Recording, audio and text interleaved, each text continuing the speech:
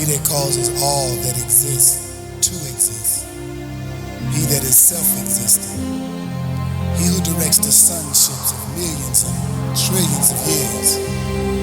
He who made time, the seed of the universe.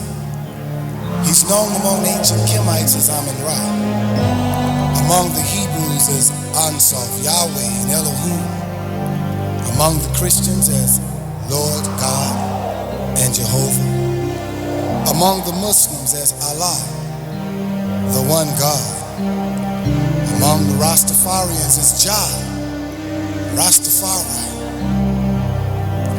But I bear witness that all of these names refer to the same one, Almighty God, the Creator, Lord of the worlds.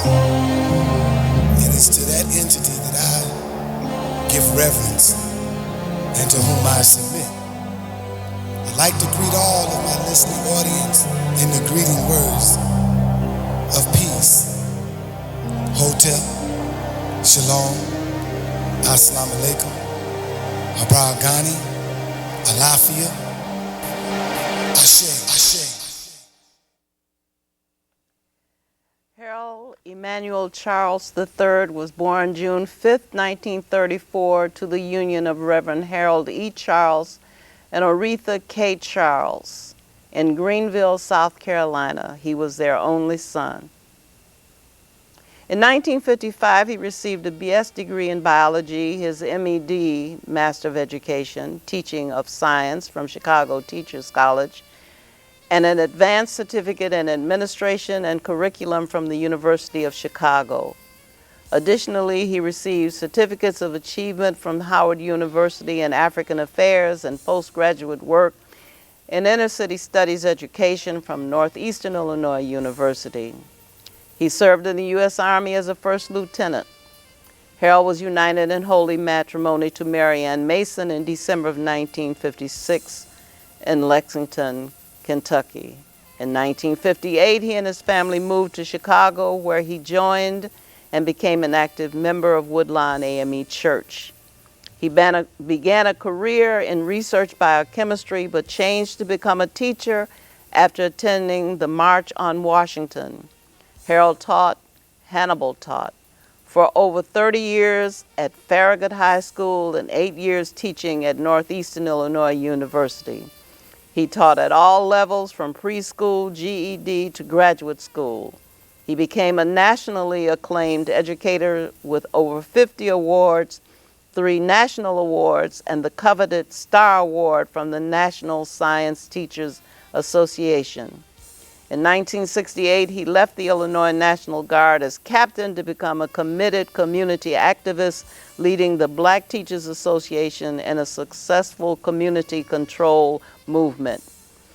Using the Farragut Black Manifesto as a model, he later in 1972 co-founded the Shule Yawatoto School for Children, an independent community institution on Chicago's west side, and took the name Baba Hannibal Tyrus Afrique.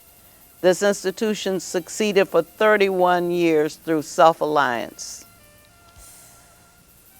After moving to Mississippi in 1999, he joined St. Peter AME Church in Port Gibson, Mississippi. He served as a driver transporting children to various church activities. In 2004, he organized the Community Youth Achievers, CYA, in Hermanville, Mississippi. He established the Environmental Village Campus as a prototype of a sustainable community. This young institution is the most unique African-American tourist attraction in Mississippi. With a 5-acre homestead, CYA provides urban and rural survival training through the Outdoor Leadership Skills Project Southern Region. Baba Hannibal Afrique was preceded by his parents, his wife Marini, Marianne, and his sisters Faith and Hope, who joined the ancestors before him. A reflection on the life of an icon, Baba Hannibal Tyrus Afrique, also known as Harold E. Charles III.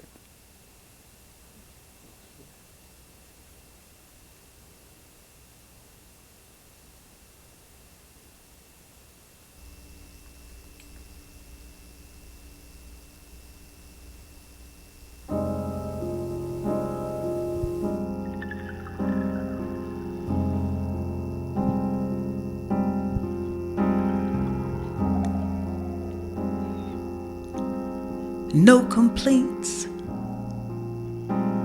and no regrets. I do believe in chasing dreams and placing bets. But I have learned that all you give is all you get. So give it all you've got.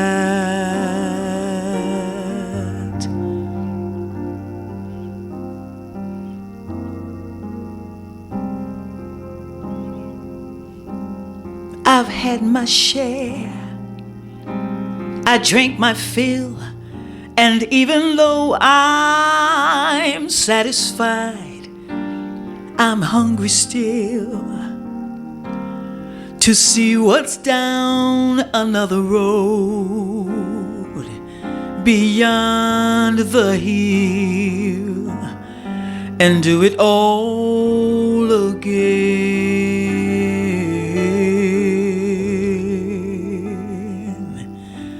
So here's to life,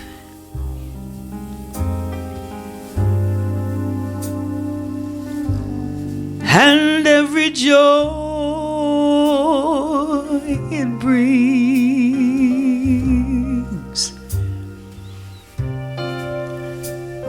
Here's to life,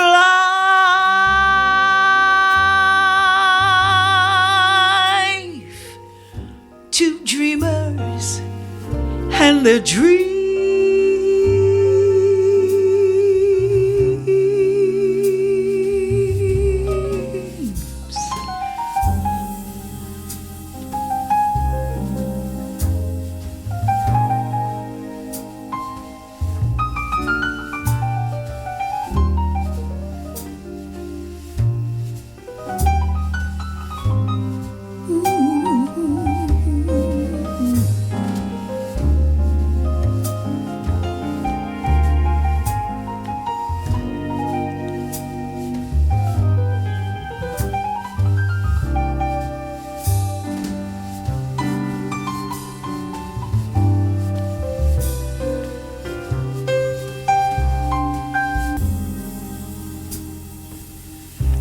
It's funny how the time just flies, how love can go from warm hellos to sad goodbyes and leave you with the memories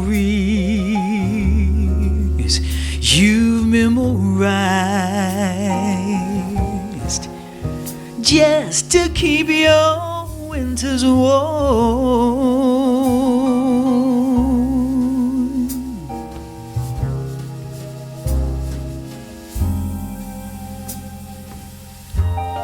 For there's no yes in yesterday, and who knows what tomorrow brings or takes away.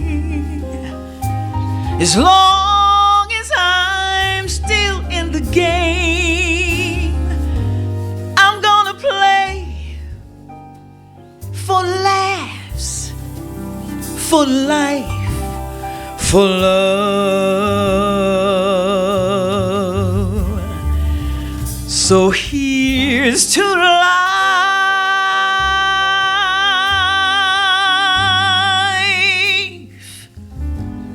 and every joy it brings.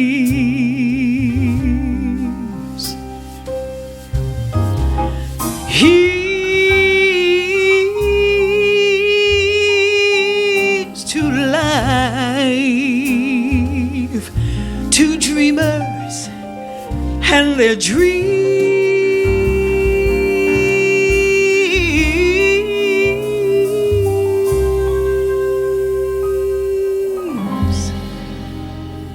May all your storms be weathered, and all that's good get better, better. Here's to life. Here's to love. Here's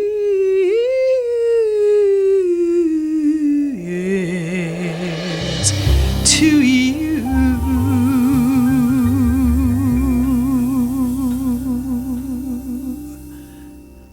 Baba Hannibal, Ashe.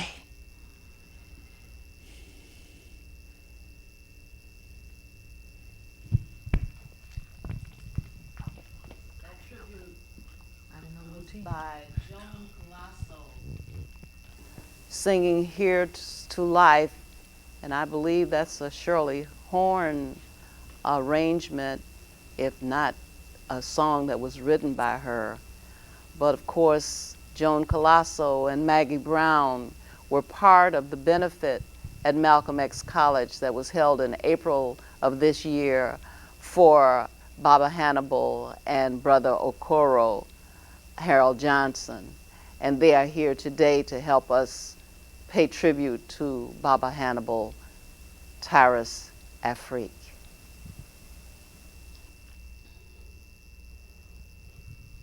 I had the honor of having my name and a particular song put in the instructions that Baba Hannibal wanted for his memorial service.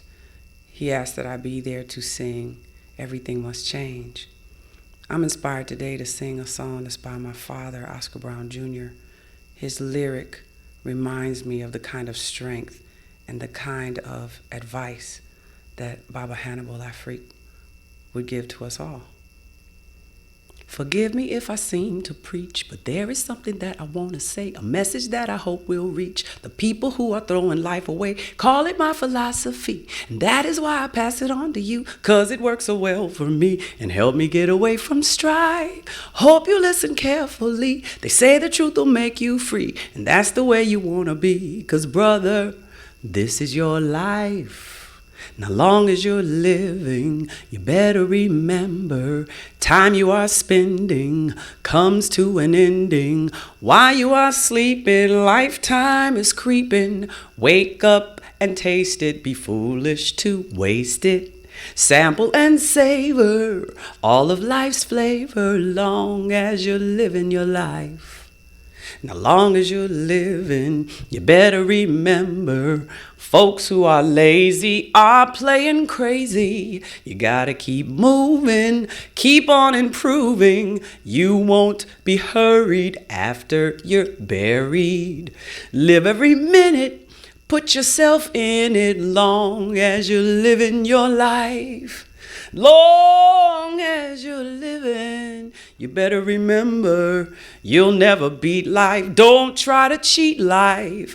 All men are brothers. Do unto others. Love's for enjoying, hate's for destroying.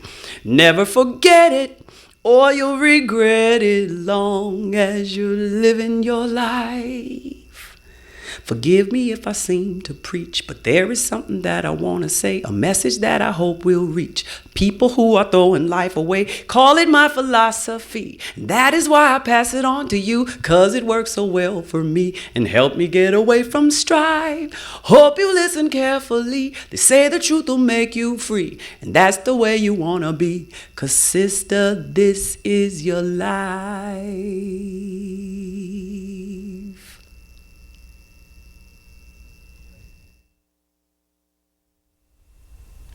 Not only was Maggie left instructions to perform at the services for Hannibal Afrique, but she was left instructions by her father to grow up to be the young woman that she has grown up to be Both Maggie Brown and Joan Collaso were especially invited to join us in this tribute because they are the children of icons. So to pay tribute to an icon requires something with the quality of icons, and they have it in their DNA. I'm very happy that both of them consented to come to present something to you in memory of Brother Hannibal Tyrus Afrique. And now I have another child of an icon. Useni Eugene Perkins is the son of an icon, a most famous artist, a most famous sculptor, Marion Perkins, about whom we know a lot, but not nearly as much as could be known. And we might get a chance to say something about your father, Useni. But in the meantime, I know that you wrote a tribute to Hannibal. So if you would be so kind as to share that with the viewing audience, we would appreciate that. Thank you, and thank you for having me on this special program, dedication to Baba Hannibal. This tribute is called "He is Now Among the Tallest Trees," a memorial tribute to Baba Hannibal Afrique Tyrus, a.k.a. Harold Childs. The ancestral vineyard of Black liberation is adorned with monumental trees that are epic in stature and represent epochs of struggle as sterling examples of self-determination, resistance, and perseverance. For generations to learn, for generations to follow, for generations yet born. Baba Hannibal now stands with these legendary trees and is among the tallest, for he left us calabashes of wisdom and love and an unfailing commitment to remain steadfast and resilient, regardless of the tentacles of white supremacy that contaminate our communities with deception, greed, and oppression. His ebony roots have now intertwined with the military genius of his namesake, General Hannibal, and the resolve of Queen Nzinga, the majestic statue of Esquia the Great, the courage of Queen Yaa Antisiwa, the scholarship of W.B. Du Bois, the oratorical gift of Frederick Douglass, the brilliance of Carter G. Woodson, the audacity of Ida B. Wells, the vision of Marcus Mosiah Garvey, the fearless leadership of Nat Turner, the struggles of Louverture, Dessalines, and Christopher, the indomitable spirit of Malcolm X, the educational commitment of Merritt McLeod Bethune, the spirituality of Dr. Martin Luther King, the uncompromising voice of Paul Robeson, the united spirit of Kwame Nkrumah, the sacrifice of Patrice Lumumba, the consciousness of Steve Biko, the humble tenacity of Fannie Lou Hamer, the intellect of Dr. Jacob Carruthers. He now stands among the tallest trees and the ancestral vineyard of Black liberation is stronger. But we must continue to nourish it, for the struggle for Black liberation continues, and those of us who aspire to follow his example need only go to the ancestral vineyard of Black liberation and cultivate our mind, body, and soul with the boundless courage, wisdom, and love he unselfishly and valiantly left us. Pamoja to Shinde, together we will rise, your dear brother in struggle. Useni Eugene Perkins. Very wonderful of you. You always rise to the occasion every single time. You have been doing that for many, many years. And I talk about you more often than I talk to you. When I had your niece, Marion Perkins, as a guest, attorney Marion Perkins, as a guest on my show, I told her about you in case there were some things I wanted her to know about you. Because you are so many things. You know, you are an author, you are a playwright, you are a poet, you're a community activist, you are certainly an advocate of young people, having edited the Black Child Journal. And I don't know if I know enough about you to tell the audience just who you are, but perhaps you can tell them about your interest in the Shule and about the kinds of things that you and Hannibal had in common. So talk to me about that. Okay. I was surprised. I didn't know that you worked at Harrison High School. I did. Because in a way, we have to look at Harrison High School. My first contact with Brother Hannibal was in the early 60s when I was at Better Boys Foundation Family Center on the west side. And Hannibal was at Farragut.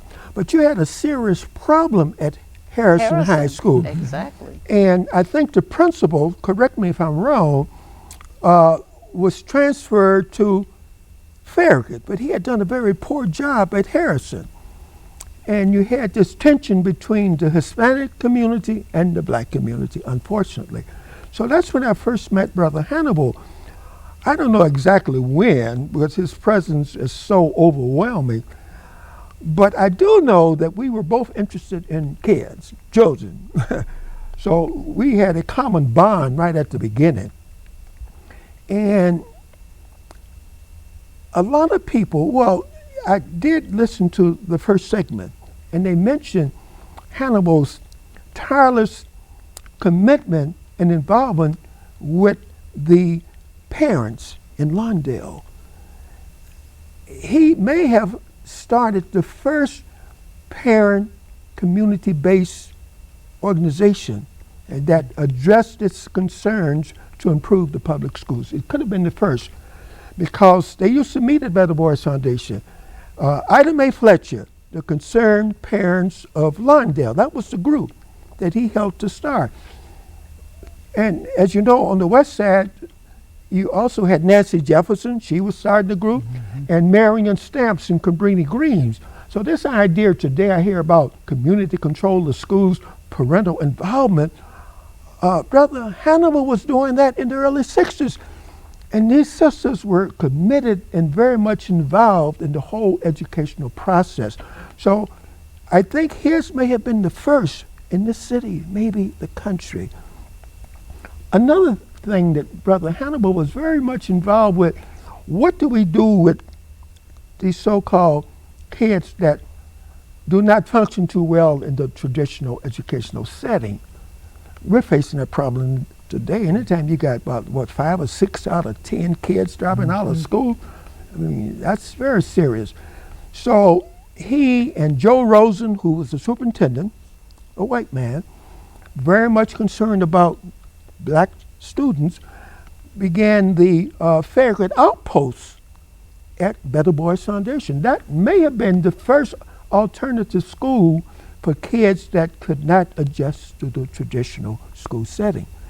And of course, Brother Hannibal was teaching at Farragut, but I think he had something to do with getting rid of the principal that was at Harrison School. They transferred that principal to Farragut, and he was incompetent at Harrison, so naturally he's going to be incompetent at Farragut. And I think that Brother Hannibal was one of the organizers to get this incompetent principal removed, because he was not serving the interests of the students and he was not relating to these parents. Ida Mae Fletcher, she was like Fannie Lou Hamer, strong, powerful woman. And so Hannibal and I, we just connected with so many things because we shared a common concern. Now, the Shule, I don't know if it was mentioned, first got started at LPPAC. That was the first place that hosted the Shule Yawatoto. LPPAC is Lawndale People's Planning Association, something. Action Committee. And then when they had to depart from that venue, I think he had a building on Central Park, a two-flat. I think it was like a two-flat, and they were there for about a couple years.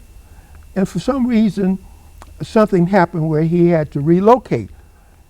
And so for about a year at Better Boys Foundation, we allowed the Shule to come into our facility to use the first floor, and so he could carry on the educational commitment that he had made before he was given the Catholic school, which you mentioned. Mm-hmm. And that school was a wreck at the beginning. Mm-hmm. They just gave that away. They didn't give him any money to restore it or to do anything, but it did give Brother Hannibal a place where he could then begin to carry out some of the programs, activities that he had been thinking about for a long time. I would go over there as often as possible to help him.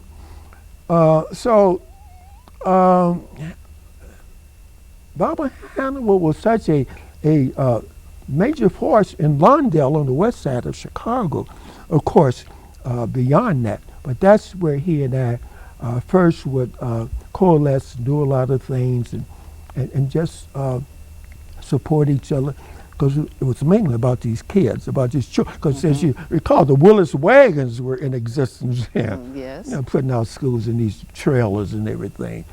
And things haven't changed too much. I remember with Barbara Sizemore, her book, Walking in Circles. Mm-hmm. That's what we're doing. Mm-hmm. That was the early 60s, and we're facing some of the same problems today. Well, here's the early 60s that you were alluding to, and here's some more of that. Mm. I was at Harrison High School. The students at Harrison High School walked out because they were demanding a quality education. The principal had the students arrested for boycotting classes. And of course, now this meant that they had to come to court, they needed lawyers and all of this kind of stuff. Well, the teachers were just enraged that the children should be arrested for trying to get an education, which was the most ridiculous thing you could ever imagine. So there was a rally that was in part sponsored by Breadbasket, Operation Breadbasket, and Barbara Sizemore spoke at this rally. And of course, everybody was ready to contribute money to get legal assistance for these children and to do whatever, turn the school system upside down. Well, somehow that movement got sidetracked. And after a while, you saw people getting peeled off little by little, I don't know, through intimidation or through the length of the struggle, because a struggle is not a march. A struggle is an ongoing process. You don't just show up somewhere and make a lot of noise and go back home. You have to keep showing up if you're doing something called struggle. So that kind of fizzled out. But just prior to that, I had lived in public housing. Gus Savage lived in the same public housing. What we were doing was we were going to change the school, because you mentioned the Willis wagons. Yes. The most atrocious situation existed in our communities, where you had not double shifts of children going to school from 8 to 12 and 12 to 4, but you had triple shifts where children were going, there was a middle shift. You had every room in the school building in our particular community occupied, including a broom closet that was used for storing the janitorial supplies. That our schools were just bursting at the seams and had all of these trailers sitting on the playground where the children should have their outdoor exercise and activities, so that they could keep from crossing a line on a sheet of paper called a school boundary. So there were schools on the other side of the street in a predominantly white community that had empty classrooms, but our children could not cross the street. So we took it to, first of all, to the district superintendent. And the district superintendent, well, first we took it to the principal, and the principal, of course, tried to tell us that what we were saying was not the case. So we, understanding that we had to go through the channel, so we went next to the district superintendent. And then following the district superintendent, we showed up at Benjamin Willis's office because we intended to have something done about the situation of overcrowding. And obviously, how can children learn if they are being given, just nuggets of things, just a truncated school day, just chopped up. And some of your children, if you had, at that time, I think I may have had 6 children. And so some of my children went to school in the mornings, and some went in the afternoons, and some went in. So you're trying to take your children to school, bring some children home from school, take some other children back to school. These are all young school-age children. You don't want to leave them unattended. So it was just unacceptable, that whole thing.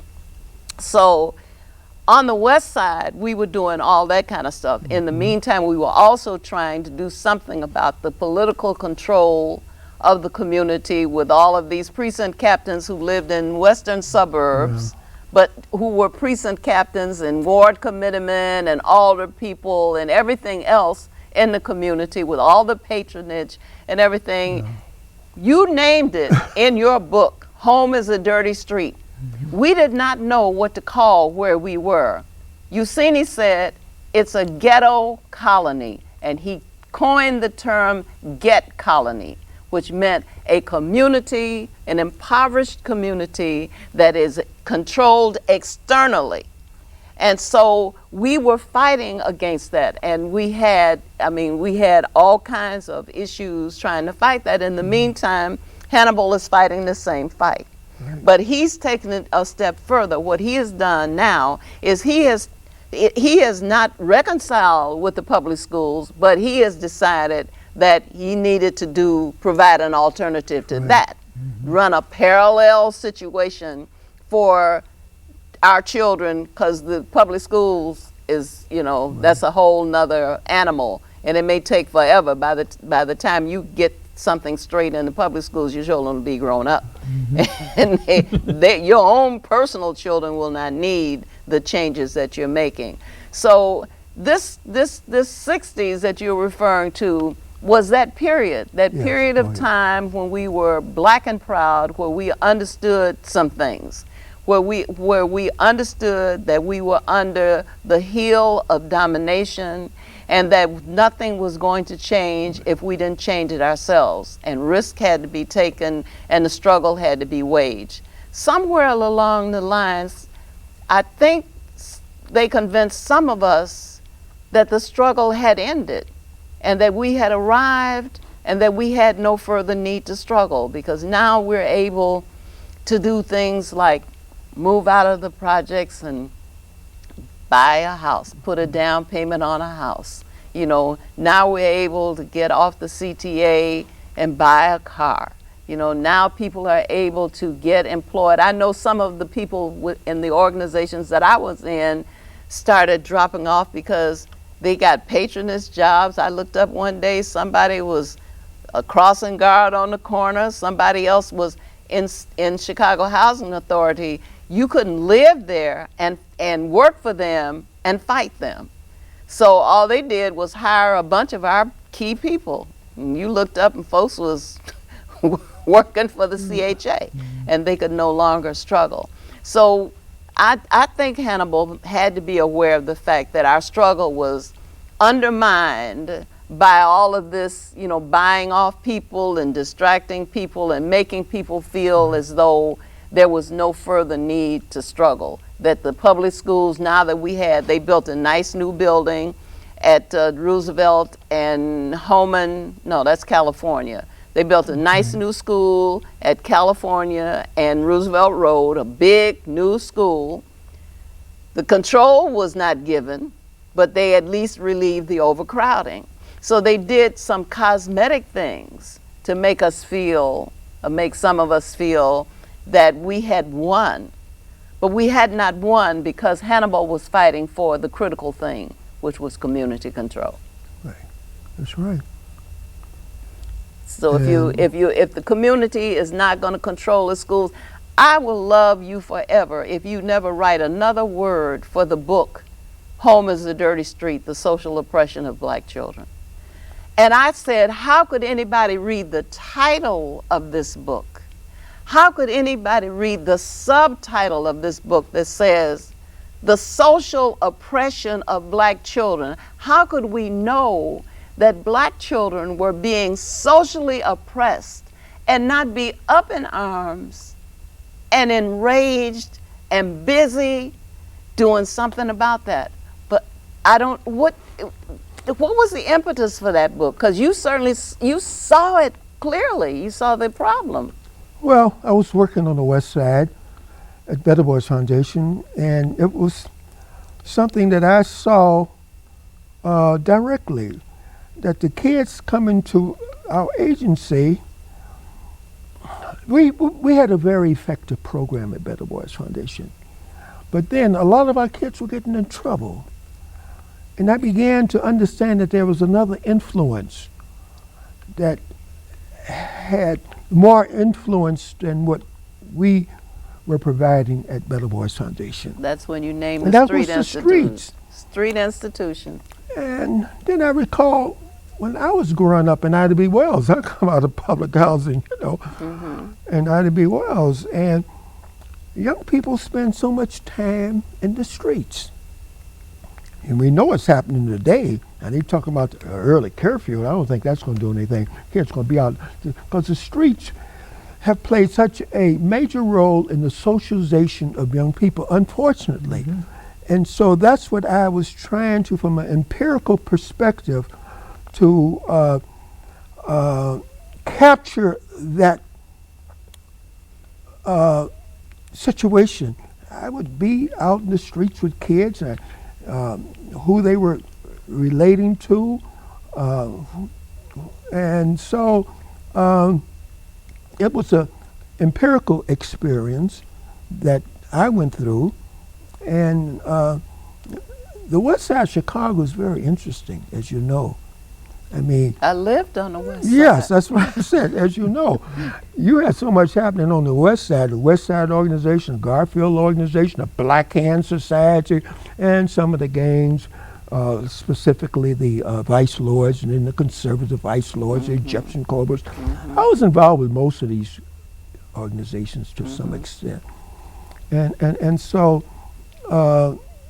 institutions were failing our kids. And I've come to, well, not to accept, but to understand that institutional racism, many of us, we talk about it, but we still don't really understand it, because the only way you're going to really nullify institutional racism is by having your own institutions that you control. Now, Baba Hannibal understood that. He knew that, well, yes, he's going to do everything possible, which he did, to organize parents and to improve public schools, because we're paying taxes. We should have input in institutions that we're helping to build. But at the same time, he always knew that the destiny of our people could not be left with the education the public schools were providing us. He knew that. And so Shule Yawatoto was an alternative, and he worked diligently in trying to improve that. I heard your first segment, and you're right. A lot of people used to tell Baba Hannibal, oh, you're doing a great job, it's just wonderful and everything. But they were not really putting any monies into that school. That's right, it just kept deteriorating. I don't think that he got the support, literally, that the school needed in terms of people volunteering. But yet, they would always say, well, Baba Hannibal, you're doing such a good job. I appreciated many of the remarks that you were making, because sometimes we give lip service. And but Baba Hannibal was one of the most humble people. He was a hero to me. I always loved the brother. I always had a deep affection for him. And so because of his commitment, and I wish I had the commitment that he had, because I would go astray sometimes, I guess, but he was just a total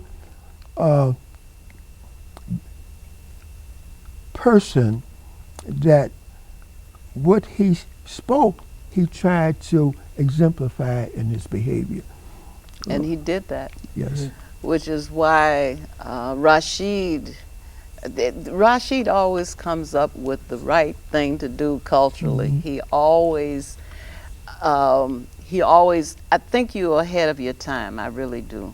I think that, at some point we're going to be thinking that we should have done what you were suggesting to a greater degree, because you have great ideas, you have wonderful ideas, and you put a lot of effort toward bringing your ideas into fruition. I looked at what you did. I mean, I think I don't know how far back it goes, but it goes back a long way when you and your wife, before she passed away, when you came here and you brought one of my earliest shows was with your wife and some of the other people. You all had done a theatrical piece, and you great, I'm just so grateful to you that you brought it here and let me have it as one of the shows that I had. But you always knew that there needs to be stimulation, that there needs to be inspiration, that left to our own devices, we will just sit somewhere and vegetate. But somebody needs to stir us up every once in a while and say, come over here and see this, or come over here and do this. And you have a track record of doing that. I think the show that you did with the black ice skaters, who knew we could do that? And we need that kind of thing with the Baba Hannibals of the world and the Usenis of the world. We need somebody to show us excellence. We need to be exposed to it and see the things that we can do, because I don't think, if we don't flex our muscles every once in a while, we won't know we have any.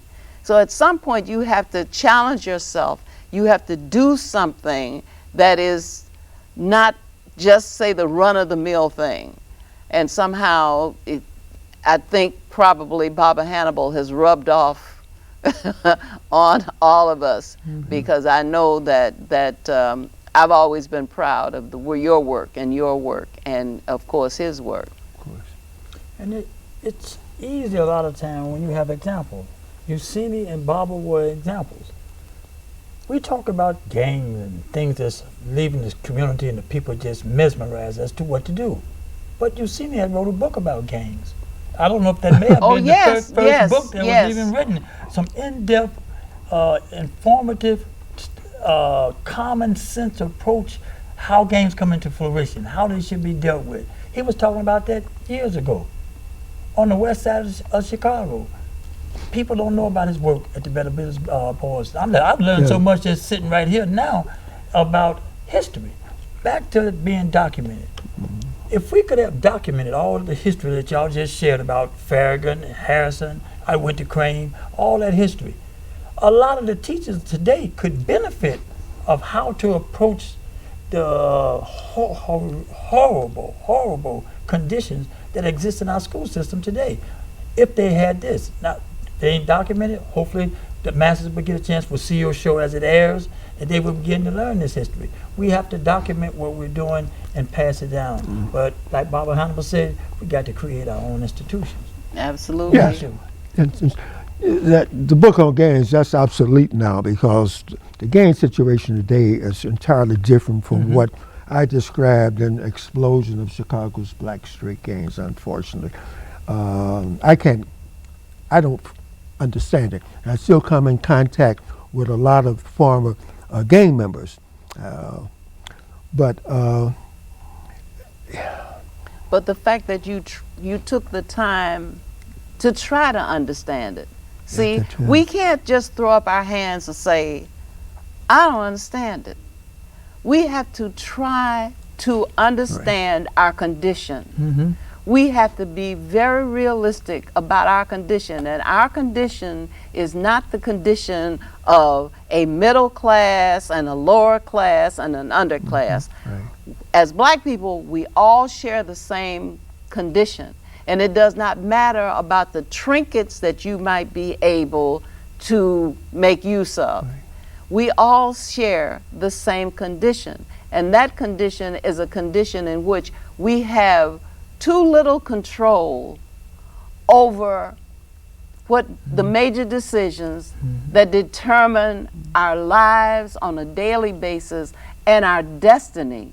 You know, this is very un-Garvey-like living that we're doing. You know, we are not looking in terms of just this payday and, you know, next holiday, you know, and we're not looking in terms of what is out here in the future for our young people. So let's get some shoelace. Let's do some educating. When our children come out of school, where will they work? Because obviously we are going to have something, we're going to have some kind of revenue to meet our needs. Young people need revenue right now because they're having all kind of trinkets dangled before them. You know, every day they look on television, there's some new gadget that you gotta have because it has this app or that app and so forth and so on. So you've gotta have the gym shoes, you've gotta have the eye this and the eye that. You know, you've gotta wear these kinds of things. You gotta be at the concert, you know, there are so many things that if you or anybody, you're supposed to partake. The problem here is, where does that lead us in the future? What kind of future does that lead us to? Are we going to continue to be consumers forever? Is that what we intend? Baba Hannibal was not trying to raise a generation of dependent people, which is why he had the shoelay. He was trying to be a producer, not a consumer. We go to the school, consume their brand of education. He was producing his own product. You know, I'm sorry I never did get to his place in Jackson, Mississippi. I spoke to him a couple of times, and I think a couple of years ago I was planning on going and something else came up because I think he was trying to, he was enterprising there. He was doing it. Selling items and doing all kinds of things that would generate a sustainable community. We're talking green everywhere. Right. He's talking about not just how people can go to school and get a good job and make a living, but he's talking about how to live in a way that is sustainable, where you are not dependent on so many things over which you have no control. He took community control to its ultimate And to that's its right. ultimate He was putting so much emphasis conclusion. on that sovereign revolution. That we should understand that we should have total control of our own institutions. And I remember when Baba started letting me utilize the shoelace to start working. But where did I get it from?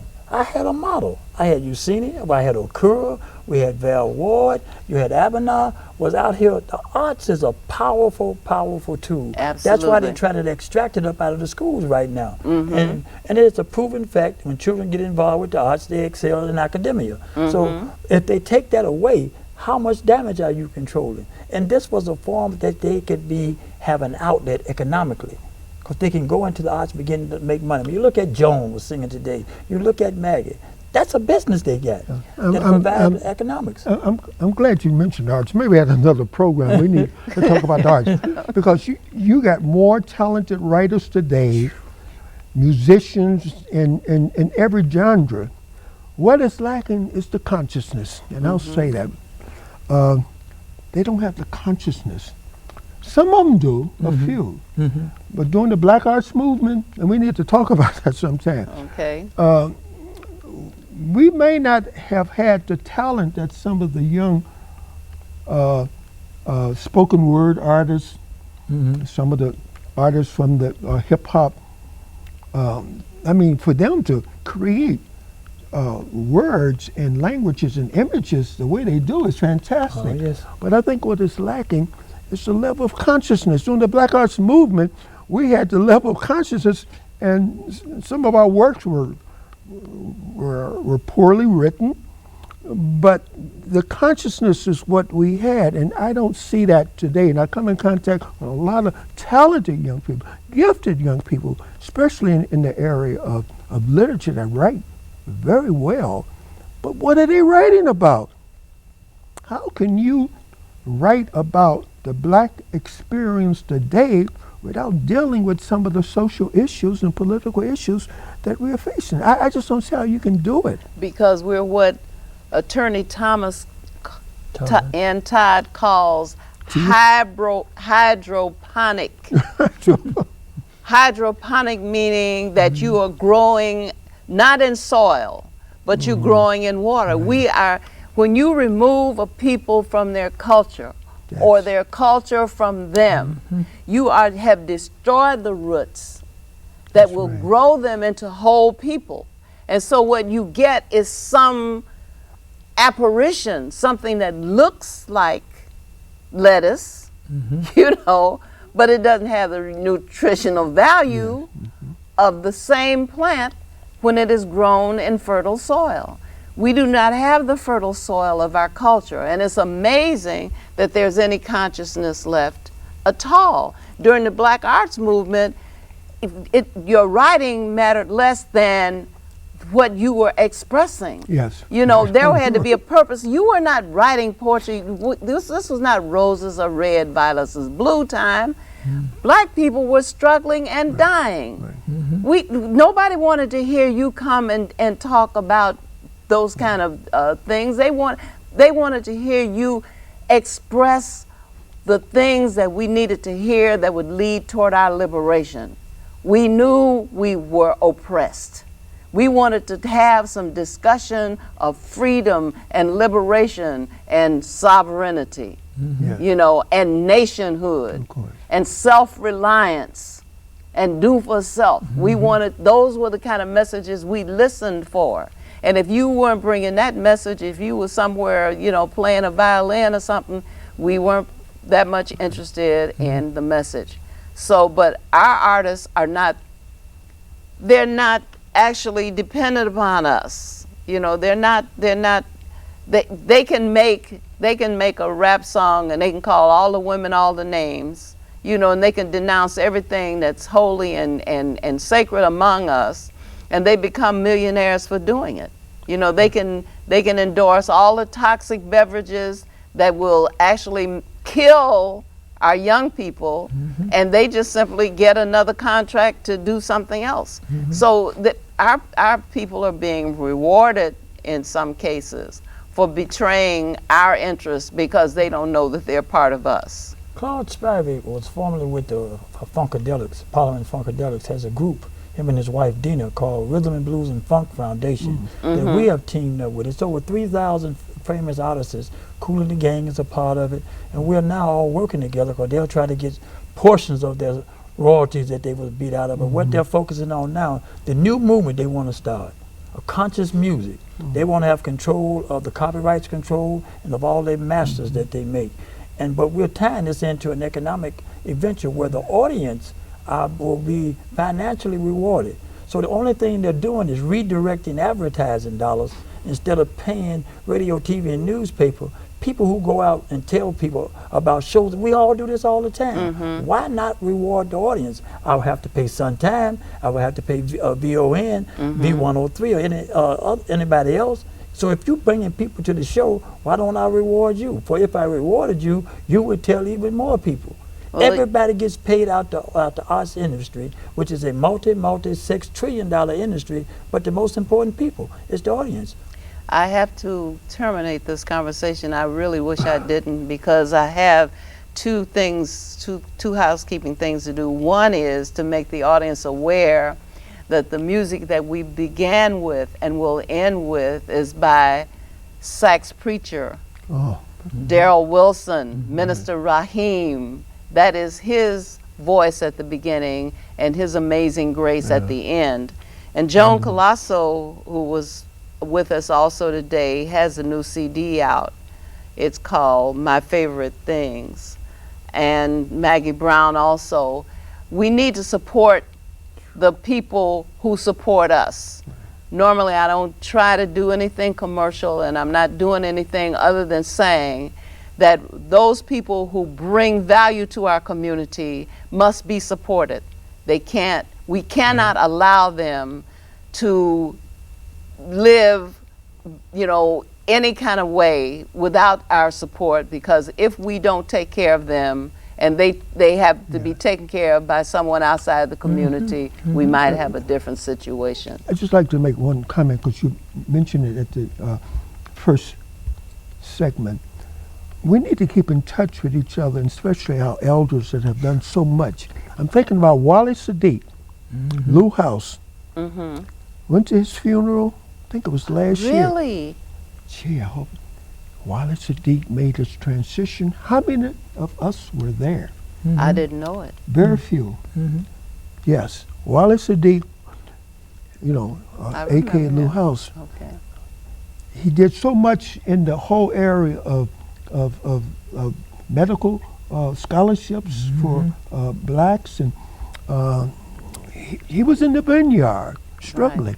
And I don't think many of us acknowledge him. Well, I want to thank you, Afterwards. Useni, Eugene, Perkins, and Rasheed, Akbar, for being my guests on this Reflections on the Life of an Icon, Baba Yes. Hannibal Tyrese Afrique, also known as Harold E. Charles.